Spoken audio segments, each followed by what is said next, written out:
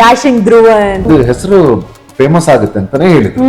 ತನ್ನ ವಿಲಕ್ಷಣ ವಿಕೃತ ಬುದ್ಧಿಗಳನ್ನ ಇವತ್ತು ಡಿಸ್ಪ್ಲೇ ಮಾಡೋದು ಅವ್ರು ಯಾರು ಅಂತ ತೋರ್ಸ್ಕೊಳ್ಳೋದಕ್ಕೆ ದರ್ಶನ್ ಸರ್ ಇದ್ದಾರೆ, ಅವ್ರನ್ನ ಬಿಟ್ಟಿಲ್ಲ.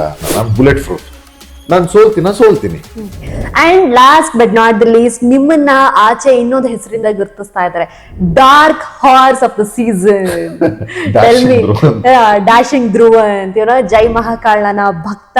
But dark horse of the season is something different vibe ಕೊಡುತ್ತೆ. ಡಾರ್ಕ್ ಹಾರ್ಸ್ ಅದು ಗೊತ್ತಾ ನಿಮ್ಗೆ? ಅದ್ರ ಮೀನಿಂಗ್ ಏನಿರ್ಬೋದು ಹೇಳಿ? ಇಲ್ಲ, ನಾನು ತಿಳ್ಕೊಂಡ್ರೆ ವಿಕ್ಟ್ರಿ ಹಾರ್ಸ್ ಅಂತ. ಅದು ಹೌದು. ಇನ್ನೊಂದೇನಂತ ಅಂದ್ರೆ ಗೆಲ್ಲಲ್ಲ ಅಂತಾನೆ ಅನ್ಕೊಂಡಿರ್ತೀವಿ, ಏನು ಮಾಡಲ್ಲ ಅನ್ಕೊಂಡಿರ್ತೀವಿ, ಯಾವ್ದೋ ಒಂದು ಮೂಮೆಂಟ್ ಅಲ್ಲಿ ಸ್ಪಾರ್ಕ್ ಆಗುತ್ತೆ. That is the dark horse ಅನ್ನೋದ್ರ. So how do you define that? ಆ ಹೆಸರು ನಿಮಗೆ ತುಂಬಾ ಬಿರುದುಗಳು ಸಿಕ್ಕಿದೆ ನನಗೆ. ಒಂಟಿ ಸಲಗ, ಒನ್ ಮ್ಯಾನ್ ಆರ್ಮಿ, ಈಗ dark horse of the show ಅಂತ. ಎಸ್ ಮ್ಯಾಮ್, ತುಂಬಾ ಅಂದ್ರೆ ಇದನ್ನೆಲ್ಲ ಕನ್ಸಾಗಿ ಕಂಡಿದ್ದು. ಚಿಕ್ಕ ವಯಸ್ಸಿಂದ ನಾವು ಹಳ್ಳಿಯಿಂದ ಬಂದಿರೋದು, ಕೊಡ್ಲಿಪೇಟೆ ಅಂತ. ಮುಂದೊಂದ್ ದಿವ್ಸ ನಾನು ಹೀಗಾಗ್ಬೇಕು, ಜನಗಳು ನನ್ನನ್ನ ಈ ರೀತಿ ಐಡೆಂಟಿಫೈ ಮಾಡ್ಬೇಕು ಅಂತ ಪ್ರತಿಯೊಬ್ಬ ಹುಡುಗನಲ್ಲಿ ಇರುತ್ತೆ ಇದು. ಇವತ್ತು ಈ ಮಹಾನ್ ವೇದಿಕೆಯಿಂದ ನನಗೆ ದಕ್ಕಿದೆ, ಅದನ್ನ ಇನ್ನು ಮುಂದಕ್ಕೆ ಬಹಳ ಚೆನ್ನಾಗಿ ಉಳಿಸಿ ಬೆಳೆಸ್ಬೇಕು ಅನ್ನೋ ಆಸೆ ಇದೆ ನನಗೆ. ಮತ್ತೆ ನನಗೆ ಏನ್ ಚಪ್ಪಾಳೆ ಕೊಟ್ಟಿದ್ದಾರೆ ಅದು ನನ್ನ ಬಹಳ ದೊಡ್ಡ ಜವಾಬ್ದಾರಿ. ನನ್ನ ಇನ್ನು ಮುಂದೆ ನಾನು ಏನೇನೆಲ್ಲ ಹೆಜ್ಜೆ ಇಡ್ತೀನಿ, ನಾನ್ ಏನಾದ್ರೂ ಪರವಾಗಿಲ್ಲ, ಚಪ್ಪಾಳೆಗೆ ಅವಮಾನ ಆಗ್ಬಾರ್ದು. ಅವರಿಗೆ ಅವ್ರು ಕೊಟ್ಟರು ಚಪ್ಪಾಳೆಗೆ ಅವಮಾನ ಆಗ್ಬಾರ್ದು, ಆ ರೀತಿ ಬಾಳ್ ಬದುಕ್ಬೇಕು ಅನ್ನೋದು ನನ್ನ ಛಲ. ಕಣ್ ತುಂಬ್ಕೊಂತಿದ್ರೆ ಚಪ್ಪಾಳೆ ಬಗ್ಗೆ ಮಾತಾಡಿದ್ರೆ ಅದು ಇನ್ನೂ ಆ ಎನರ್ಜಿನೇ ಬೇರೆ. Okay, so Charith Balappa to Dhruvanth journey ಹೇಗಿದೆ? ಆಕ್ಚುಲಿ ಚರಿತ್ ಬಾಳಪ್ಪ, ಚರಿತ್ ಅನ್ನೋದು ನನ್ನ ಹುಟ್ಟು ಹೆಸರು. ನಾವು ಪ್ರೊಜೆಕ್ಟ್ ಮಾಡ್ಕೊಂಡು ಬಂದಾಗ ಧ್ರುವಂತ್ ಅನ್ನೋದು ಮತ್ತೆ ಲವ್ಲವಿಕೆಯ ಲಕ್ಕಿ, ಈ ಎರಡು ಹೆಸರು ಬಹಳ ಇದಾಗಿತ್ತು. ಸೊ ನನ್ನ ಜಾತಕ, ಮತ್ತೆ ನಮ್ಮಲ್ಲೆಲ್ಲ ನಂಬ್ತಾರೆ ಮಂಗಳೂರಲ್ಲಿ ಜಾತಕ ಮತ್ತೆ ನ್ಯೂಮರಾಲಜಿ ಎಲ್ಲ ಒಂದು ಒಳ್ಳೆ ಕಡೆ ತೋರಿಸ್ಬೇಕು ಅಂತ ಅಂದಾಗ ಈ ಹೆಸರು ಸ್ವಲ್ಪ ಅವ್ರಿಗೆ ಅಡ್ಡ ಆಗುತ್ತೆ ಅಂತ ಹೇಳಿದ್ರು ಒಬ್ರು ಎಕ್ಸ್ಪರ್ಟ್ ನ್ಯೂಮರಾಲಜಿ. ಇದು ಮುದ್ದುಲಕ್ಷ್ಮಿ ಆದ್ಮೇಲೆ ಕೋವಿಡ್ ಟೈಮ್ ಅಲ್ಲಿ.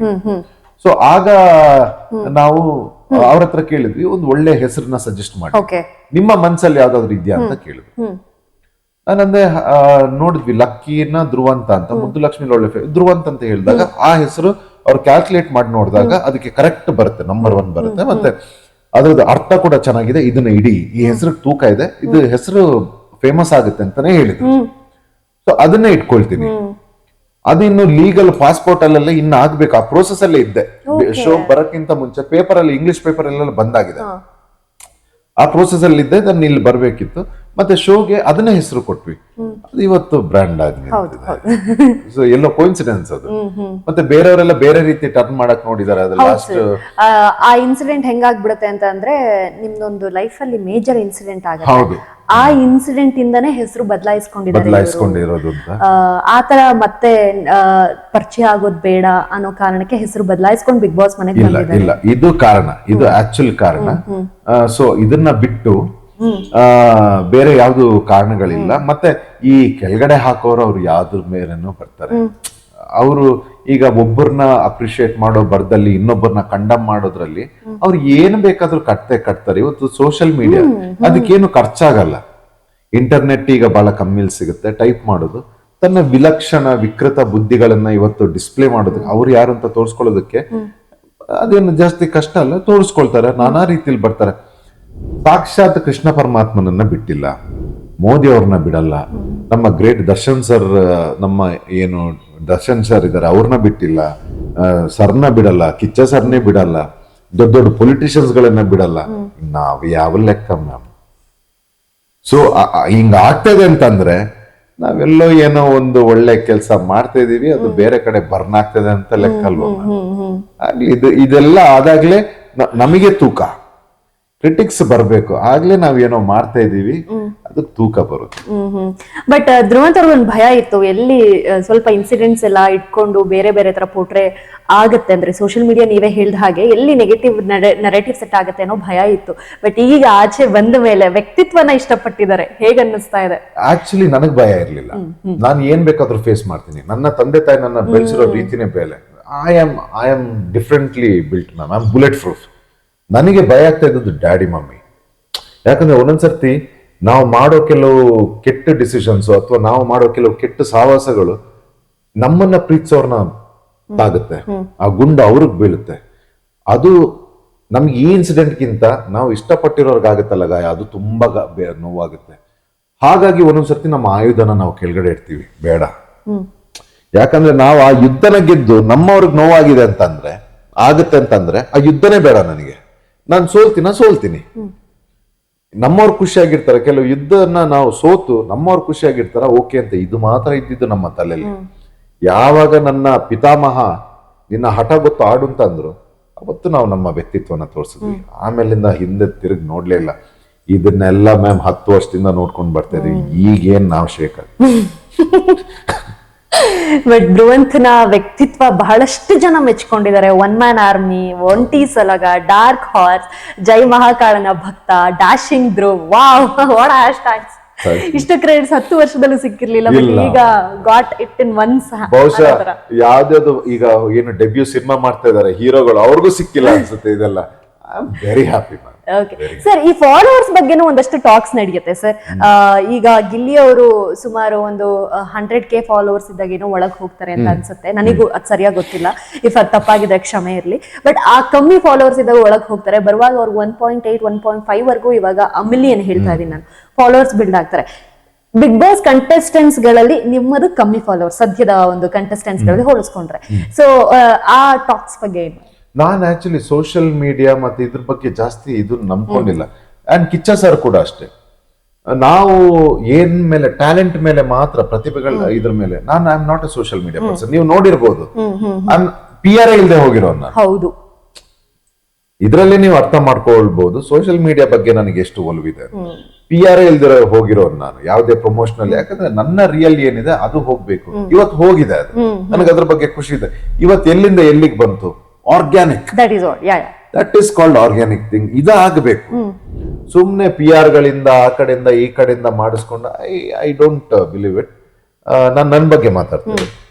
ಸೊ ಹಾಗಾಗಿ ಅಂಡ್ ನಂದು ಎಷ್ಟೋ ಟೈಮ್ ವರೆಗೆ ನನಗೆ ಇಲ್ಲಿವರೆಗೂ ಇನ್ಸ್ಟಾ ಗೊತ್ತಿಲ್ಲ. ಈಗ ನೋಡಿ, ನನ್ನ ಫ್ರೆಂಡ್ಸ್ ಇವ್ರು ಹೇಳ್ತಾ ಇರೋದು ಇದನ್ನ ಹಿಂಗ್ ಮಾಡ್ಬೇಕು ಹ್ಯಾಶ್ಟ್ಯಾಗ್ ಹಾಕ್ಬೇಕು ಅಂತ ನಿನ್ನೆ ಗೊತ್ತಾಗಿದ್ದು ನನಗೆ.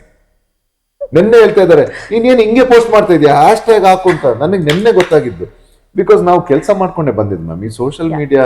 ನಾನು ನನ್ನ ಕೆರಿಯರ್ ತುಂಬಾ ಯಂಗ್ ಏಜ್ ಅಲ್ಲಿ ಸ್ಟಾರ್ಟ್ ಮಾಡಿದ್ದು ಲವ್ಲವಿಕೆ ಅನ್ನೋ ಸೀರಿಯಲ್ ಅಲ್ಲಿ. ಇದು 10 ವರ್ಷ ಆಯ್ತು. ಆಗ ಎಲ್ಲಿತ್ತು ಸೋಷಿಯಲ್ ಮೀಡಿಯಾ? ಎಲ್ಲಿತ್ತು ಸೋಷಿಯಲ್ ಮೀಡಿಯಾ? ಆಗ ಏನು ಇರ್ಲಿಲ್ಲ. ಸೊ ಹಾಗಾಗಿ ಈಗ್ಲೂ ನಾವು ಅದೇ ಓಲ್ಡ್ ಸ್ಕೂಲ್ ಅಲ್ಲೇ ಇದೀವಿ ಹೊರತು ಇದೆಲ್ಲ ಗೊತ್ತಿಲ್ಲ. ಈಗ ನಾನು ಇವ್ರ ಹತ್ರ, ನನ್ನ ಫ್ರೆಂಡ್ ಯಾರಿದ್ದಾರೆ, ನೋಡಪ್ಪ ಅದ್ ಏನ್ ಮಾಡು, ಯಾವ್ದು ಬೇಡ ತೆಗಿ, ಯಾವ್ದು ಬೇಡ ಹಾಕು, ಇದು ಇಂಪಾರ್ಟೆಂಟ್ ಇದೆಯಾ ಇಲ್ವಾ ಗೊತ್ತಿಲ್ಲ, ಬಟ್ ಈಗ ಟ್ರೆಂಡಿಂಗ್ ಅಲ್ಲಿ ಇದ್ರೆ ನೋಡಿ ಅಂತ ಅವ್ರು ಕೊಟ್ಟಿದ್ದೀನಿ. Very bad. ನನ್ ಫೋನ್ ಇಲ್ಲ ಮ್ಯಾಮ್. ನಾವ್ ಏನು ಎಲ್ಲಿಗೆ ಹೋಗ್ಬೇಕು ಅದ್ರ ಬಗ್ಗೆನೆ ತಲೆ ಇದೆ. ಕೊನೆ ಕ್ವೆಶನ್, ಆಚೆ ಓಡಾಡ್ತಾ ಇರೋದೇ ಕೇಳ್ತಾ ಇರೋದು ನಾನು, ಏನೂ ಇಲ್ಲ ಜಾಸ್ತಿ. ಯಾವುದೇ ಪ್ರಶ್ನೆ ನಾನು ಉತ್ತರ ಕೊಡಕ್ ರೆಡಿ ಇದೀನಿ. ಅಶ್ವಿನಿ ಮ್ಯಾಮ್ ಹತ್ರ ಅಥವಾ ಜಾನ್ವಿ ಮ್ಯಾಮ್ ಹತ್ರ ಒಂದು ಸ್ಟೇಟ್ಮೆಂಟ್ ಮಾಡ್ತೀರಾ ಬೇರೆಯವ್ರ ಕಡೆ ಕುತ್ಕೊಂಡು? ಜಾನ್ವಿ ಮ್ಯಾಮ್ ಹತ್ರ ಆಗಿರೋದೇ ಆಚೆ ಒಳ್ಳೆ ಶ್ರೀಮಂತ ಐಷಾರಾಮಿ ಜೀವನ ನಡೆಸ್ತಿದ್ದಾರೆ, ಆ ಫ್ಯೂಚರ್ ಯೋಚನೆ ಮಾಡ್ತಿದ್ದಾರೆ. ಯಾವ ಲೆವೆಲ್ಗೆ ಯೋಚನೆ ಮಾಡಿದಿರ ನೀವು ಅನ್ನೋದು ನಮಗಲ್ಲಿ ಅದ್ ಹಂಗಿದ್ದಂತಹ ಒಂದಷ್ಟು ಪರ್ಸೆಪ್ಷನ್. ಕೊನೆ ವಾರದಲ್ಲಿ ತುಂಬಾ ಆತ್ಮೀಯರಾಗ್ತೀರಿ ನೀವೆಲ್ಲರೂ.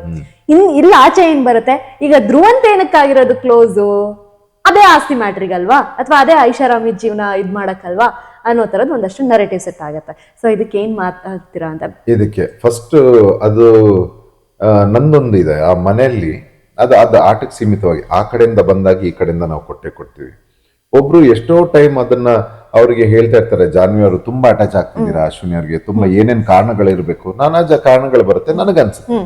ನನಗನ್ಸುತ್ತೆ ನಾನು ಹೇಳಿದ್ದೀನಿ, ಅಶ್ವಿನಿ ಮೇಡಮ್ ಅವರು ಇಂಥ ಕ್ಷೇತ್ರಗಳಲ್ಲಿ ಗುರುತಿಸ್ಕೊಂಡಿದ್ದಾರೆ. ಅಂಡ್ ಪ್ಲಸ್ ಪವರ್ಫುಲ್ ರಕ್ಷಣಾ ವೇದಿಕೆ ಕರಾವಿದ್ ರಾಜ್ಯಾಧ್ಯಕ್ಷರು ಅವರು, ಮತ್ತೆ she is well to do person ಅವರು. ಸೊ ಒಂದು ಸಪೋರ್ಟ್ ಸಿಸ್ಟಮ್ ಬಿಗ್ ಬಾಸ್ ದಾಟಿ ಯೋಚನೆ ಮಾಡ್ತಾ ಇರ್ಬೋದು ಅಶ್ವಿನ್ ಇವ್ರು ನಮ್ಮ ಜಾನ್ವಿ ಅವರು. ಅವರು ಯೋಚನೆ ಮಾಡಿರಲ್ಲ, ಧ್ರುವನ್ ಸರ್ ನೀವು ಯೋಚನೆ ಮಾಡ್ತೀರಿ, ಗೊತ್ತಿಲ್ಲ. ಓಕೆ, ಸೊ ನಾನು ಆ ಆಂಗಲ್ ಇಂದ ಬರ್ತೀನಿ. ಅದೆಲ್ಲ ಸ್ವಲ್ಪ ಅವ್ರಿಗೆ ಸ್ಪಾರ್ಕ್ ಆಗಿರ್ಬೋದು. ಒಂದು ಎರಡನೇದು, ನಂದು ಅಶ್ವಿನಿ ಅವ್ರದ್ದು it was truly motherly emotion. ಅದು ಅದ್ರಲ್ಲಿ ಯಾವುದೇ ಸ್ವಾರ್ಥ ಇಲ್ಲ. ಯಾಕಂದ್ರೆ ನನ್ನ ತಾಯಿಯಾಗಿ ನನ್ನ ಡೆಬ್ಯೂ ಸೀರಿಯಲ್ ಅಲ್ಲಿ ಮಾಡಿರ್ತಾರೆ. ಸೊ ಇಷ್ಟೇ, ಅದು ಗೊತ್ತಾಗುತ್ತೆ, ಅದು ಕ್ಲೀನ್ ಆಗಿ. This is a pure affection. ಯಾವಾಗ 2 vs 6 ಅಂತೇನೋ ಆಗತ್ತೆ ಮನೆ ಒಳಗಡೆ, ಅವಾಗ ಈ ತರದೊಂದಷ್ಟು ಮಾತುಕತೆ ಆಚೆ ಬರುತ್ತೆ. ಹಾಗಾಗಿ ಒಂದು ಚಿಕ್ಕ ಕ್ಲಾರಿಫಿಕೇಶನ್ ಅಷ್ಟೇ. ಲಾಸ್ಟ್ ಸೆಗ್ಮೆಂಟ್ ನನಗೆ ಗೊತ್ತಿದೆ, ಲೈನಪ್ಸ್ ಇದೆ, ಧ್ರುವಂತ್ ಅವ್ರು ತುಂಬಾ ಬಿಸಿ ಅಂತ. ಹಾಗಾಗಿ ಒಂದು ಲಾಸ್ಟ್ ಸೆಗ್ಮೆಂಟ್ ಕೇಳೋ ಒಂದು ನಿಟ್ಟಿನಲ್ಲಿ ಮುಗ್ಸೋಣ, ಓಕೆನಾ? ಎಸ್ ಆರ್ ನೋ ಅಂತ, ಜಸ್ಟ್ ಎಸ್ ಅಥವಾ ನೋ ಅಂತ ಹೇಳ್ತಾ ಹೋಗ್ಬೇಕು. ಗಿಲ್ಲಿ ಗೆದ್ದಿದ್ದು ನಿಜವಾಗ್ಲೂ ಖುಷಿ ಆಯ್ತು. ಹೌದು, entertainment, true entertainment. Super. Second half ತರನೇ ಫಸ್ಟ್ ಹಾಫ್ ಅಲ್ಲಿ ನಾನು ಆಡ್ಬೇಕಿತ್ತು. ಹೌದು.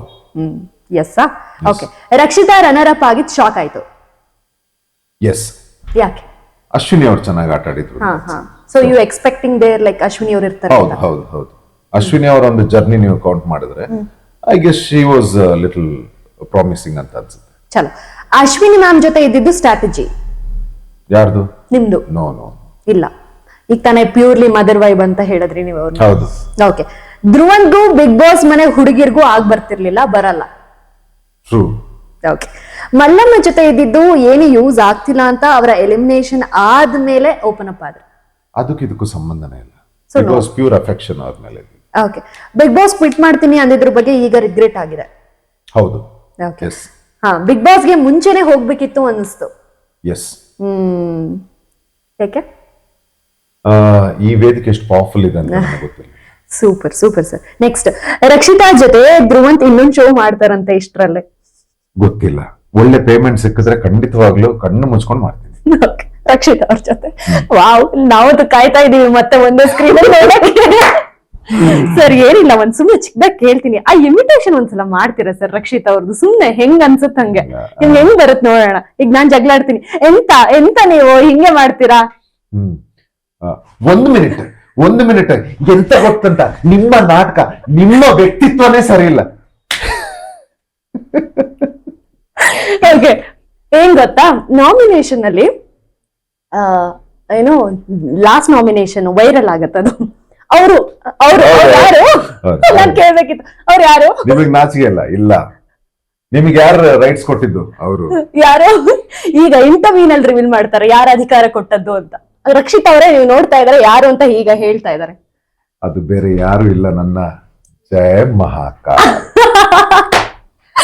ಸೂಪರ್. ಓಕೆ, ಆಯ್ತು. ನೆಕ್ಸ್ಟ್, ರಕ್ಷಿತಾನ ಧ್ರುವಂತ್ ಅವರ ಲೈಫ್ ಅಲ್ಲಿ ಮರೆಯಲ್ಲ? ಖಂಡಿತವಾಗ್ಲು. ಯಾಕೆ? ಖಂಡಿತವಾಗ್ಲು ಅವ್ರು ಕೊಟ್ಟಂತ ಅನುಭವ ನನ್ನ ಇಡೀ ಜನ್ಮದಲ್ಲಿ ಮರೆಯಲ್ಲ. ಸೂಪರ್. ನೆಕ್ಸ್ಟ್, ಬಿಗ್ ಮನಿಯಲ್ಲಿ ನಾಕಂಡ ಧ್ರುವಂತ್ ಆತ್ಮಚರಿತ್ರೆ ಸದ್ಯದಲ್ಲೇ ಪಬ್ಲಿಷ್ ಆಗತ್ತೆ? ಆಗಿದೆ ಅನ್ಸುತ್ತೆ, ಆಲ್ರೆಡಿ ಆಗಿದೆ. ಸ್ವಪ್ನ ಬುಕ್. ಓಕೆ, ಆಯ್ತು. ನಿಮ್ಗೂ ಹುಡುಗಿರ್ಗೂ ಮುಂಚೆನೆ ಆಗ್ ಬರ್ತಾ ಇರ್ಲಿಲ್ಲ, ಈಗಂತೂ ಆಗೇ ಬರಲ್ಲ? ಹಾಗೇನಿಲ್ಲ, ಒಬ್ರ ಗುಣ ಮತ್ತೆ ವ್ಯಕ್ತಿತ್ವದ ಮೇಲೆ ಹೋಗುತ್ತೆ. ನನ್ನನ್ನ ಪ್ರೀತಿಸುವಂತ ತುಂಬಾ ಹೃದಯಗಳನ್ನ ಪಡ್ಕೊಂಡಿದ್ದೀನಿ, ಹಾಗಾಗಿ ಅದ್ರ ಬಗ್ಗೆ ಏನಿಲ್ಲ. ಓಕೆ. ಧ್ರುವಂತ್ಗೆ ಚರಿತ್ ಬಾಳಪ್ಪ ಇನ್ನೂ ನೆನ್ಪಿದಾರ? ಖಂಡಿತವಾಗ್ಲು.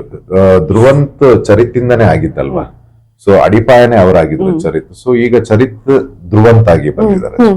ಓಕೆ ಸರ್, ಬಿಗ್ ಬಾಸ್ ಮನೆ ಕಂಟೆಸ್ಟೆಂಟ್ ನೇಮ್ ಹೇಳ್ತೀನಿ, ಒಂದ್ ವರ್ಡಲ್ಲಿ ಅವ್ರಿಗೆ ಅವ್ರ ಬಗ್ಗೆ ನಿಮ್ಗೆ ಏನ್ ಅನ್ಸುತ್ತೆ ಹೇಳ್ತಾ ಹೋಗ್ಬೇಕು.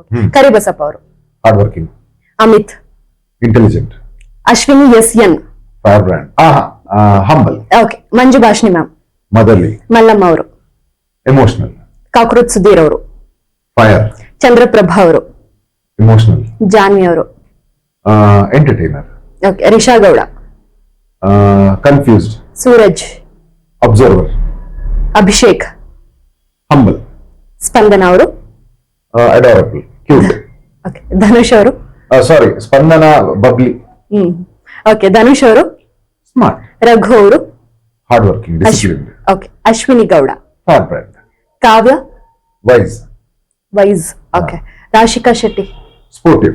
ಓಕೆ. ರಕ್ಷಿತಾ ಶೆಟ್ಟಿ, ಪಟಾಕಿ, ಗಿಲ್ಲಿ, ಎಂಟರ್ಟೈನರ್. ಸೂಪರ್. ಅಷ್ಟೇ ಸರ್, ಅಷ್ಟೇ. ಸೊ ಫೈನಲಿ ನಮ್ಮ ಇಂಟರ್ವ್ಯೂಗ್ ಬಂದ್ರಿ, ಖುಷಿ ಆಯ್ತು ಮಾತಾಡಿದ್ದು. ಸೊ ಹೇಗ ಅನಿಸ್ತಾ ಇದೆ ಇವತ್ತಿನ ನಿಮ್ಮ ಕ್ರೇಜ್ ನೋಡಿ? ಬೇರೆ ಬಗ್ಗೆ ಬಿಟ್ಬಿಡೋಣ, ನಿಮ್ಮ ಕ್ರೇಜ್. ಅನ್ಕೊಂಡಿರ್ಲಿಲ್ಲ ಈ ಮಟ್ಟಿಗೆ ನನಗೆ ಇಷ್ಟೆಲ್ಲ ಸಿಗುತ್ತೆ ಅಂತ ಅನ್ಕೊಂಡಿರ್ಲಿಲ್ಲ. ನಾನೊಂದು ಆಟಕ್ಕೆ ಬಂದು 2 ವಾರದಲ್ಲಿ ಹೋಗ್ತೀನಿ ಅಂತ ಅಂದಿದ್ದ, ಆದ್ರೆ ಇಷ್ಟು ದಿವಸ ಬಂದು ಇಷ್ಟೆಲ್ಲ ಮತ್ತೆ ಕಿಚ್ಚ ಸರ್ ಇಂದ ಮತ್ತೆ ಶೋ ಇಂದ ನಾನು ಪಡ್ಕೊಂಡಿದ್ದು ತುಂಬಾ ಇದೆ. ಮತ್ತೆ ನನಗೆ ಈ ರೀತಿ ಒಂದು ಹೊರಗಡೆ ಮಾರ್ಕೆಟ್ ಕ್ರಿಯೇಟ್ ಆಗುತ್ತೆ, ನನ್ನ ಐಡೆಂಟಿಟಿ ಇಲ್ಲಿವರೆಗೆ ಬರುತ್ತೆ ಅಂತ ಗೊತ್ತಿರ್ಲಿಲ್ಲ.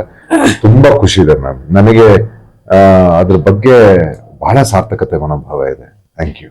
ಮತ್ತೆ ಇಷ್ಟು ಪ್ರೀತಿ ಕೊಟ್ಟಂತ ಎಲ್ಲ ಸಮಸ್ತ ನಾಡಿನ ಜನತೆಗೆ